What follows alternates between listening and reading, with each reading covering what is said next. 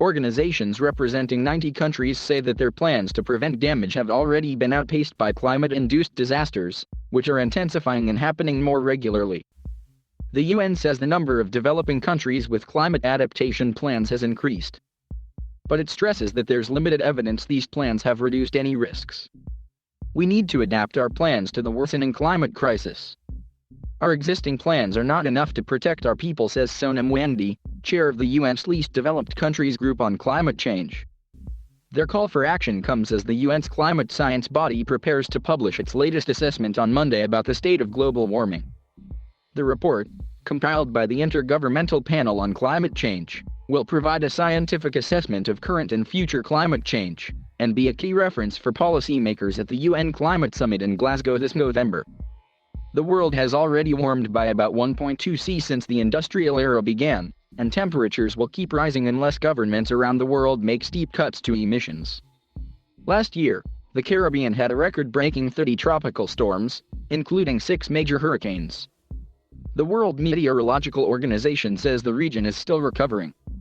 On islands like Antigua and Barbuda, experts say that many buildings have been unable to withstand the intense winds these storms have brought.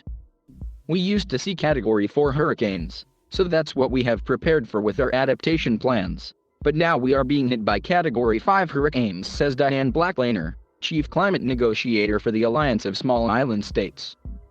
Category 5 hurricanes bring winds as strong as 180 miles per hour, which the roofs cannot withstand because it creates stronger pressure inside our houses, she said. Several Pacific Island countries were hit by 3 cyclones between the middle of 2020 and January 2021. After those 3 cyclones, communities in the northern part of our country have seen the seawalls built as part of their adaptation plans crumbling, says Vonakatan Masiga, head of the Fiji Council of Social Services, a group representing Fijian NGOs in the country's Disaster Management Council.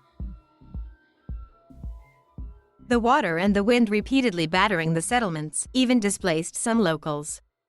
Although it's rare to see so many storms in such a short space of time, experts say sea storms have been growing in strength. Studies suggest tropical cyclones have become more intense in the past 40 years, but an increase in the overall number of cyclones has not been established. In Uganda, communities in the Rwenzori region have been trying to protect themselves from landslides and floods by digging trenches and planting trees, helping to prevent soil erosion. But it has not always been a success. The rains have become so intense that we have seen huge, sudden floods sweeping away these defenses, said Jackson Mahindo, a local climate change and resilience coordinator for Oxfam.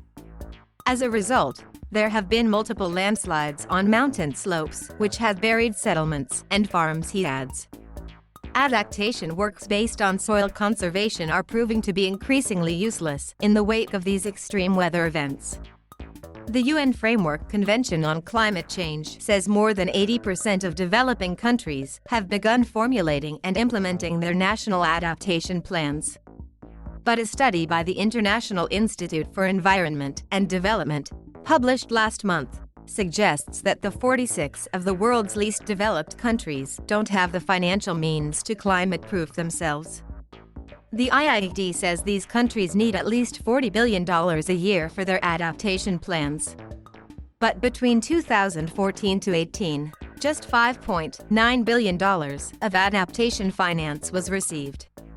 Under the UN Climate Convention, the EU and 23 developed countries have pledged to make $100 billion available every year to fund climate-related projects in developing nations, like schemes to cut emissions and adaptations to mitigate damage caused by weather-induced disasters.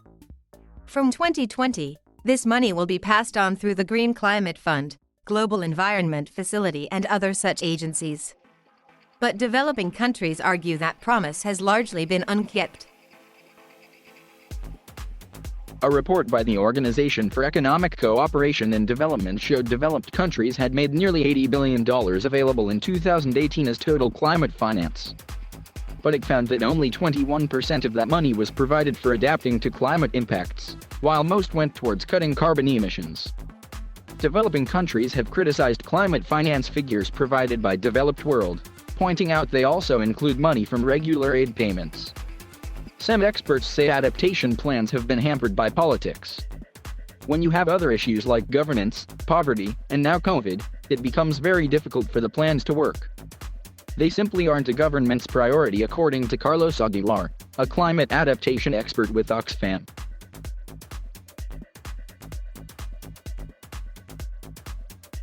Thank you for watching. Please subscribe